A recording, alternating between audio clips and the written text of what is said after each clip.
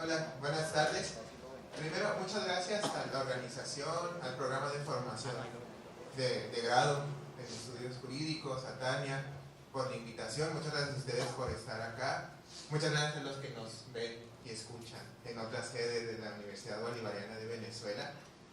Yo voy a compartir algo en lo que nos hemos formado individual y colectivamente. Creo que desde hace, bueno, yo en lo personal hace 10 años, algunas personas un poco más, y que se llama crítica jurídica, y nosotros agregaríamos latinoamericana, ¿no? Como el seminario.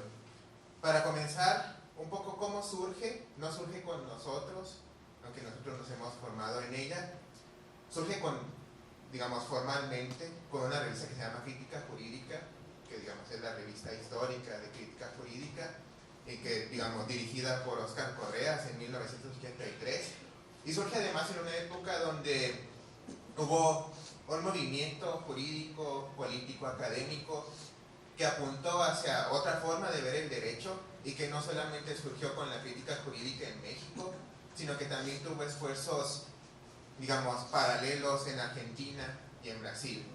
Entonces, digamos, es parte de un movimiento más amplio en América Latina, que es, digamos, heterogéneo, pero que creo que comparte la idea de que el capitalismo es una sociedad injusta, inherentemente injusta, y que el problema es precisamente la sociedad capitalista, y el derecho es parte de ese problema, ¿no?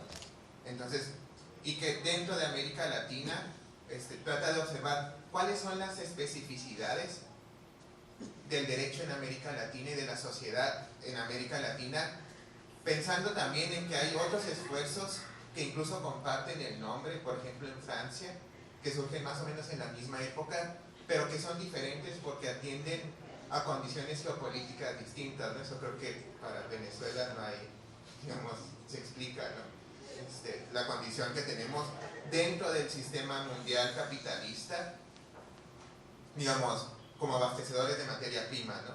Venezuela de petróleo, pero México igualmente, ¿no? Y desde esa perspectiva, digamos, es una visión que tiende a ver a América Latina. Sí, es diferente a otras formas de criticar el derecho. Un poco quería platicar antes de comenzar sobre los temas que hemos tratado, que tienen que ver mucho con la condición que tiene México, con las particularidades que tiene México, pero que yo creo que tiene una relación estrecha con las condiciones que compartimos todos nosotros en nuestra América. El primer tema, que es el pluralismo jurídico, que es el tema de los derechos de las comunidades originarias o indígenas y la manera en que esos derechos, al partir de una sociedad distinta, organizada de una forma distinta, tienden a ser también distintos, ¿no? No pueden ser reducidos al derecho que tenemos, digamos, como sociedad capitalista en México. El otro tema es el de criminalización de la protesta social, aquí especialmente relevante porque en México hay en los últimos 6 años, 10 años, 40,000 desaparecidos, más, no sabemos ni cuántos exactamente, o digamos, algo que fácilmente rebasa cualquier cifra de muertos en muchos países, incluso en guerra. Y el último caso paradigmático, pues los 43 desaparecidos de Ayotzinapa, ¿no? Que ya van más de 2 años y la investigación parece que no avanza, no porque sean malos investigadores, que también lo son, sino porque no hay una voluntad para esclarecer qué es lo que pasa, ¿no? Investigaciones muy mal llevadas y que parece que más que querer investigar quieren esconder, ¿no? Cuál fue el papel efectivo del Estado en las desapariciones. Y después un tema que fue con el que nos empezamos a relacionar con más personas en América Latina, que es el de los procesos políticos y procesos constituyentes en América Latina a finales del siglo XX, a principios del siglo XXI, ¿no?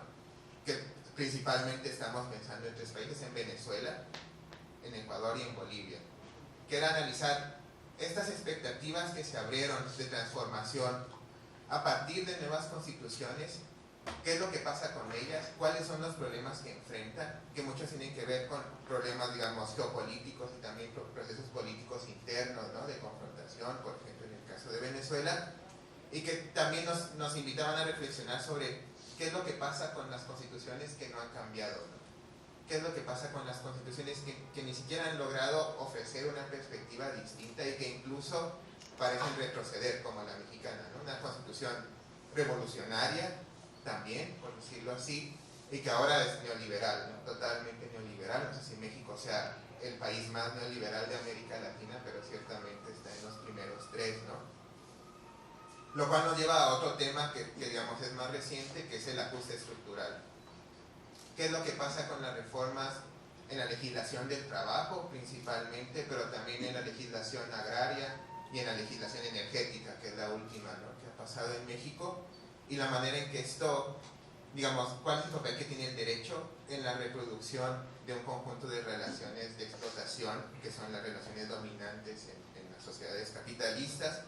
Y bueno, finalmente eso nos lleva al grupo de trabajo que compartimos con los compañeros y compañeras de la Universidad Bolivariana, que se llama Lucha de Clases, Derecho y Reconfiguración del Capital, ¿no? En toda nuestra región, ¿qué es lo que pasa con la disputa por el derecho y de la manera en que esta disputa por el derecho tiene que ver con los procesos políticos y, digamos, de reproducción social y sobre todo de reproducción material de la vida, ¿no?, economía política?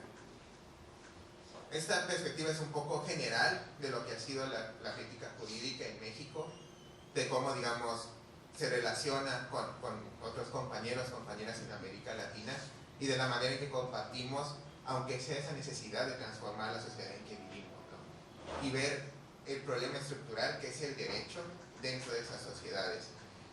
Lo demás es un poco compartir mi experiencia, que es individual y colectiva, y un poco compartir cuáles son las categorías para analizar que se han construido a través de la crítica jurídica, y un espacio más para una perspectiva, digamos, más individual, que digamos, no deja de ser colectiva.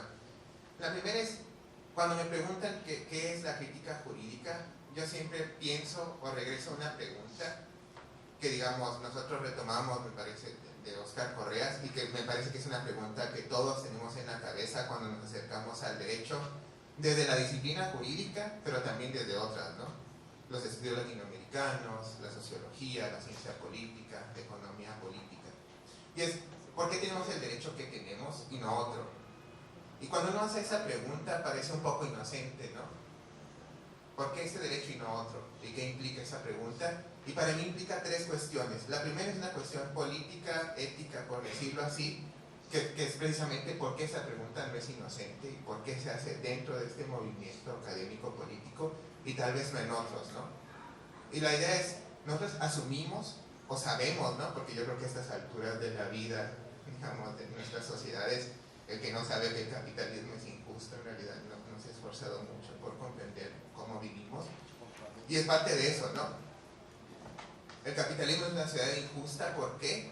Porque para existir necesita reproducir la desigualdad, necesita reproducirla cada vez a mayor escala, y necesita, digamos, concentrar tanto los medios de producción como la riqueza económica, cultural, natural, en pocas manos. Y en ese sentido, para que el capitalismo pueda reproducirse, tiene que reproducirse esa desigualdad. Por eso las reformas, ¿no? Por eso, digamos, la intención de modificar las constituciones ahí donde se ha avanzado. Lo poco que se haya avanzado, digamos, volver a imponer una legalidad que, digamos, en nuestro caso se parecería a la de 1900, ¿no?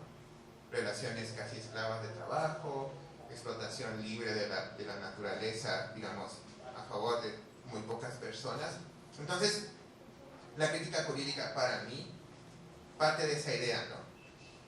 La sociedad en que vivimos es injusta porque es una sociedad capitalista, porque establece ciertas relaciones de producción marcadas principalmente por cómo se accesa a los medios de producción, ¿no?, y por la concentración creciente en las personas que pueden accesar como dueños o como propietarios de esos medios de producción, y las condiciones que imponen, digamos, de marginación, de pobreza, de exclusión a sectores cada vez más amplios de la sociedad. Y en ese caso, el segundo problema es, dentro de esa sociedad injusta que, digamos, debemos transformar, ¿qué papel tiene el derecho? ¿Cómo el derecho facilita esa reproducción de relaciones sociales dominantes? ¿Y qué papel tiene? Y en este caso, digamos, es lo específico de la crítica jurídica. ¿Sí? ¿Cómo analizar los efectos que tiene el derecho, pero también la manera en que se produce ese derecho? Y para mí ahí está, digamos, el principal cuestionamiento o lo que distingue a la crítica jurídica, y yo diría cualquier forma crítica de acercarse al derecho, digamos crítica realmente, al análisis del derecho moderno capitalista. ¿Y por qué la crítica jurídica es irreductible a otras formas de teoría jurídica, a pesar de que en algunos análisis puedan compartir alguna categoría, ¿no? ¿Qué papel tiene el derecho en la reproducción de nuestras sociedades capitalistas? Y sobre todo, yo creo que una segunda parte. La primera parte es una denuncia, ¿no? Visibilizar cómo el derecho reproduce una sociedad injusta o ayuda a hacerlo. Y la otra parte es cómo la normatividad o otras formas de derecho, si quieren, digamos, debatir quizá cómo la denominamos, podrían ser parte de una sociedad también distinta, ¿no? Que los procesos constituyentes un poco abrieron la perspectiva a eso, ¿no? ¿Es posible otra sociedad? Todos creemos que sí, ¿no? Digamos, tal vez no la veamos mientras vivamos, pero creo que si no supiéramos que es posible, haríamos otra cosa, o no sé. Sino también el derecho puede ayudar a otras formas de socialidad, a otras formas distintas, no capitalistas, y esa es la disputa, ¿no? ¿Qué conocemos como derecho? ¿Qué es el derecho? No solamente cuáles son las normas jurídicas que se incluyen como derecho, sino una disputa general por lo que comprendemos que es el derecho en la vida, ¿no? Y lo que podría ser y lo que es en algunos sectores de las sociedades, ¿no? Por lo menos. Y para comprender eso, no puede ser un acercamiento, digamos, unidisciplinar. No podemos quedarnos solo dentro del conocimiento jurídico, técnico, sino que tenemos que comprender la sociedad. Es decir, la crítica jurídica desde el comienzo, digamos, en su esencia, en la forma en que funciona, es una perspectiva que tiende a lo transdisciplinario. ¿Por qué? Porque no se puede comprender el papel del derecho en una sociedad sin comprender la sociedad, ¿no? Muchas veces creemos que tenemos un derecho distinto a la sociedad que tenemos, pero eso es imposible, ¿no? Aquí hay una pregunta, ¿no? que me parece que se llama desde hace pues, más de un siglo, ¿no? ¿Cómo congeniar esa contradicción aparente entre un derecho cada vez más humanista? Por ejemplo, en México cada vez tenemos más derechos, más tratados internacionales, más digamos, inclusive garantías de esos derechos. ¿Cómo congeniar esa existencia de ese discurso con una sociedad que todos vemos cada vez más injusta, ¿no? ¿Cómo comprender que ese derecho puede ser o es parte de esa misma sociedad? Y cómo verlo no como una contradicción, sino como una forma de reproducir esa misma sociedad. No es lo mismo tener derechos a no tenerlos, ¿no? Y no funciona igual la legitimidad política, por ejemplo, en México, con el discurso de los derechos, así en el discurso de los derechos, ¿no? No es lo mismo. El derecho es una forma de, digamos, sobre todo el capitalista específicamente, de reproducir una dominación que quizás sin ese elemento jurídico no tendría la misma capacidad de convencimiento o de lograr su misión, ¿no? Entonces, para comprender el derecho es la tercera cuestión, hay que comprender la sociedad. Entonces, la crítica jurídica es siempre un recurso también a una teoría crítica de la sociedad. En mi caso personal, y creo que en el de muchos otros, esa crítica es el marxismo, ¿no? La metodología marxista del materialismo histórico. No significa que sea la única. Por ejemplo, hay compañeras, ¿no?, que trabajan desde el anarquismo, hay otros que trabajan desde filosofía de la liberación, por ejemplo, ¿no? Sin embargo, digamos, en mi caso específico, yo opto, ¿no?, por esa forma, digamos, el método marxista de observar la realidad y de ahí observar qué parte tiene el derecho en esa reproducción de esa realidad.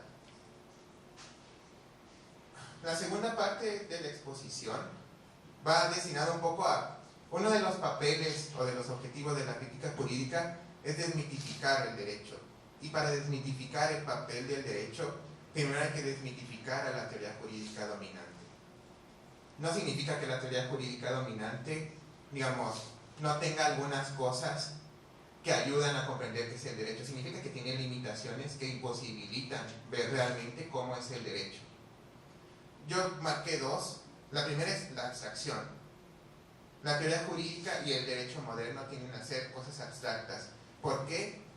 Cuando, digamos, entramos a la carrera, durante toda nuestra formación, primero se establece una relación casi natural entre justicia y derecho, ¿no? El objetivo del derecho es buscar la justicia, una justicia que no nos dicen exactamente para quién, sino, digamos, para el ser humano en general, como si pudiera existir una justicia en una sociedad dividida en clases, ¿no? La idea es, la justicia no existe de forma abstracta, sino existe en la concretitud de nuestras relaciones, ¿no? Y no existe para la sociedad general cuando esta sociedad se basa en la reproducción de desigualdades, ¿no? La justicia para unos va a ser la injusticia para otros, y en el capitalismo esa injusticia es para la mayoría.